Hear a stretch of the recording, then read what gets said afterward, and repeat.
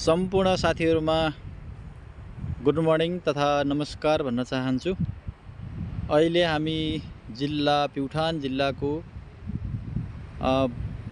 बिजुवार नजिकै रहेको हामी पुन्नी खोला झलुङ्गे पुलमा छौं र झलुङ्गे पुलबाट हामीले उत्तरतिर देख्न सक्छौं अति नै उर्वराशील जमिन, जसमा हामीले अवलोकन गर्दा यसमा गहुँ उत्पादन धेरै नै देखिएको छ। किनभने यसमा गहुँ धेरै उत्पादन हुने ठाउँ पर्छ, किनभने हामीसँग झिमरुक खोलाको सिँचाइले गर्दा हुन सक्छ र यो तपाई देख्न सक्नुहुन्छ अति नै सुन्दर उर्वरा भूमि, जसमा विभिन्न हामीलाई वर्षभरि खान पुग्ने गहुँ पनि उत्पादन हुन्छ। यो ठाउँमा अति नै रमाइलो ठाउँ, उपत्यका धेरै मिलेको उपत्यका र उत्पादनको दृष्टिकोणले पनि धेरै राम्रो ठाउँ र हामीलाई समयवश अहिले यो ठाउँमा निर्वाचन सुरक्षार्थ खटाइए तापनि हामीलाई केही समय घुम्नको लागि अलिकति समय म्यानेज गरेर हामी यो ठाउँमा आएर तपाईलाई एउटा भिडियो बनाएर प्रस्तुत गर्न गइरहेका छौं।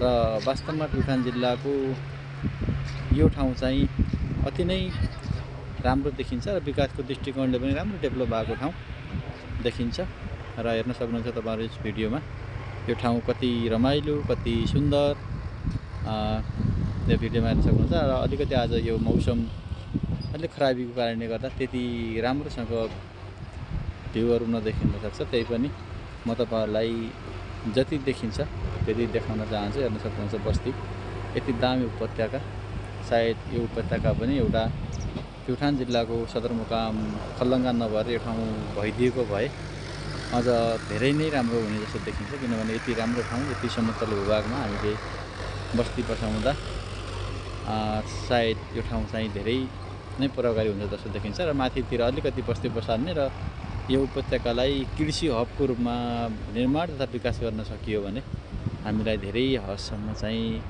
यो प्युठान जिल्लामा पुग्ने तरकारीदेखि ल्याएर अन्य उत्पादनहरू यो ठाउँले पूर्ति गर्न सक्छ जस्तो लाग्छ।